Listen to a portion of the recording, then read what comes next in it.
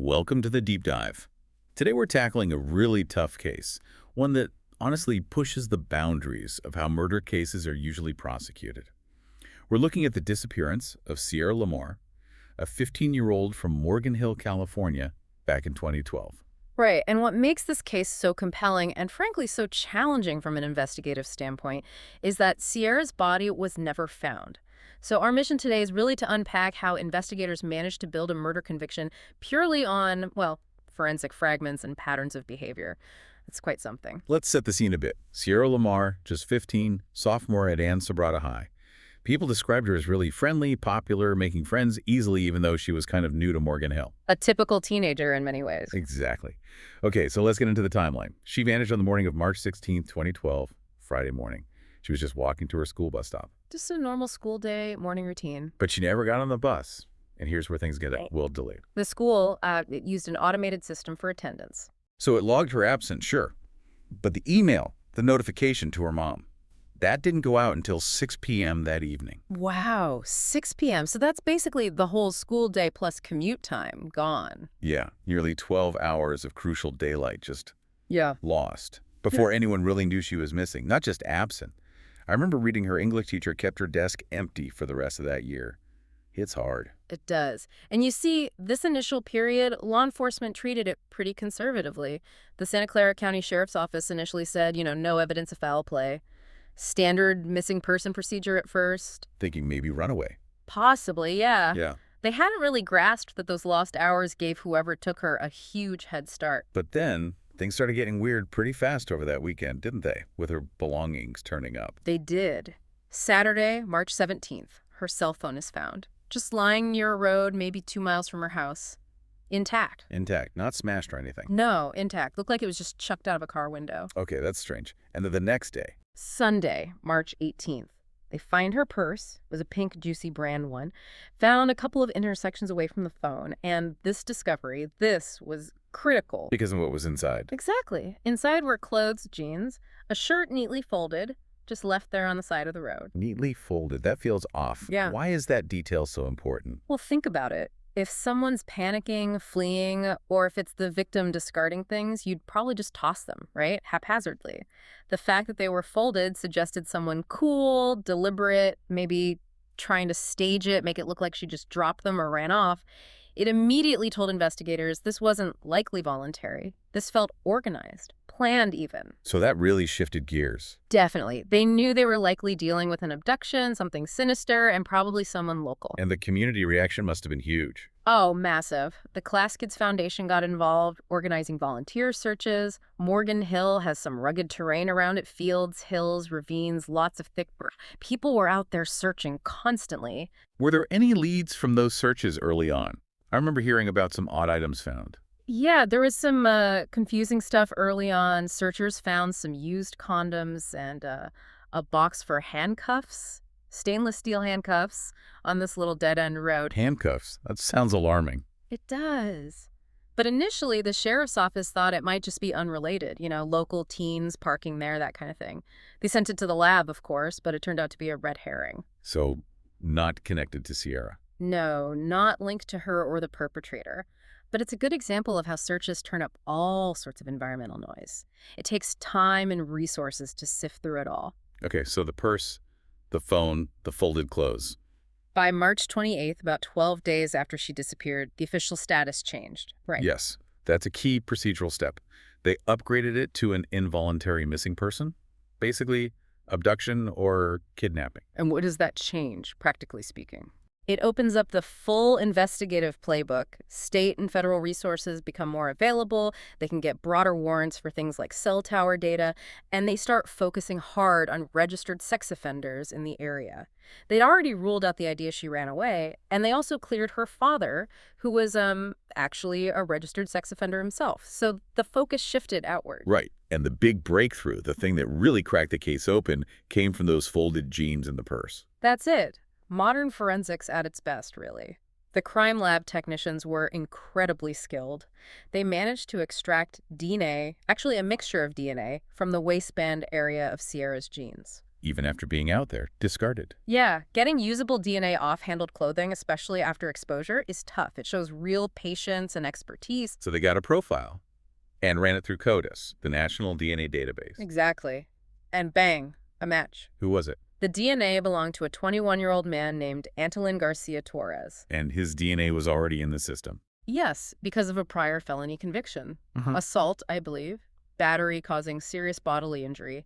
If he hadn't had that prior felony, that DNA hit wouldn't have happened. This case could still be cold. Wow.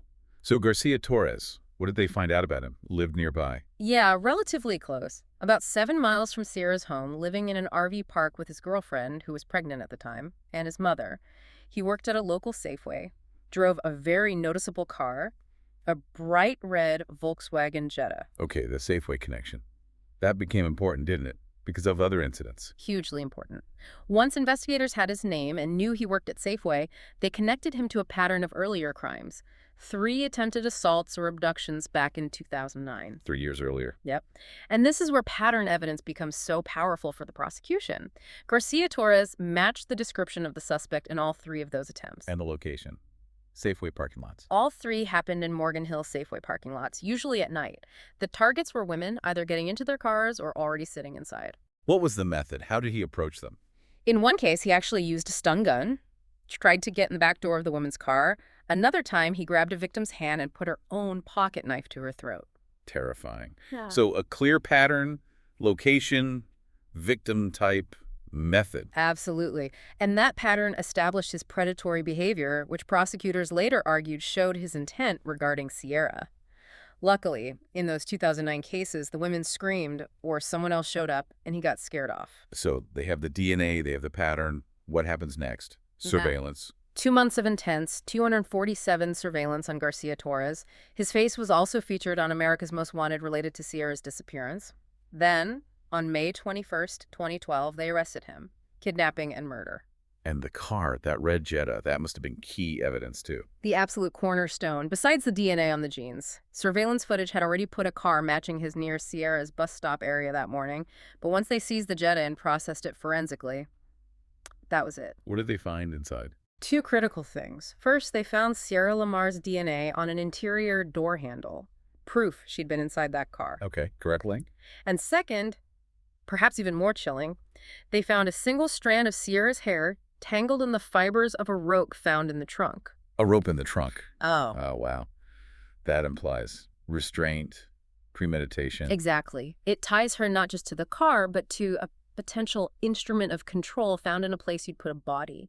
It painted a very grim picture. So the trial finally starts, but not until years later. Right. January 2017. Yes, long delay. But after a 4-month trial, the jury came back. Guilty on all counts. Kidnapping and murder of Sierra, and the 3 attempted Safeway assaults from 2009. And how did they definitively link him to those older Safeway attacks? You said the victims couldn't ID him. Right, no positive ID from lineups. But remember the stun gun used in one attack? Yeah. He dropped it, or at least the battery pack, during the struggle. Forensics lifted a fingerprint from that battery, and it matched Garcia Torres. That was the physical proof tying him directly to that earlier pattern of predatory attacks. So the pattern evidence held up because of that fingerprint. Precisely. It showed this wasn't just some random guy. He had a history of targeting women in that specific way, in that specific place. The jury convicted him of murder, but they didn't go for the death penalty. No, they recommended life without the possibility of parole, and that's what he received. So legal justice was served in that sense. But for the family, that hasn't meant closure. Because Sierra's still missing. Exactly. And the effort to find her was just immense. Those volunteers, searching week after week for 3 solid years, they created the longest-running open search center in the country, apparently. Hundreds of square miles covered. 3 years. That's incredible dedication. When did the official search finally end? It concluded, formally, on March 14th, 2015, almost 3 years to the day after she vanished. Imagine making that call, deciding the organized effort has to stop. Unbelievably difficult for the family. And Garcia Torres. He's never said anything. Never hinted where she might be. Not a word. Complete silence. There was a reporter who wrote him a letter in 2020 hoping for a crack. Nothing. Sierra's mother, Marlene, pleaded with him directly at the sentencing. What did she say? Things like, you could end this and repent and tell us where she is. She asked him, what if she was your child? Just heartbreaking appeals. but silence. So the family has never been able to have a proper funeral. No. Her father said publicly it just didn't make sense without her body.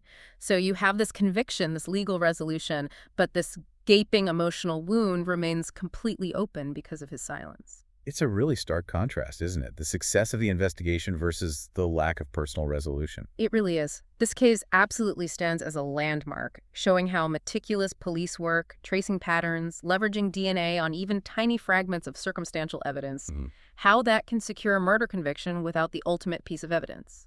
The body, the DNA on the jeans, the hair on the rope, the fingerprint on the stun gun battery, connecting those dots. Right. It proves that legally, a pattern of behavior, when backed by forensic links, can be as powerful, as damning as finding the murder weapon or the victim. It sets a precedent for the strength of that kind of combined evidence. Which really leaves us, and you listening, with a difficult question to ponder, doesn't it? The legal system provided justice, a conviction, closure in its own terms. But Garcia Torres' silence denies the family any personal closure. So what does closure truly mean? Is the legal finding enough when the human cost, the not knowing, persists so painfully? Does his silence ultimately undermine the justice that was achieved? Something to think about.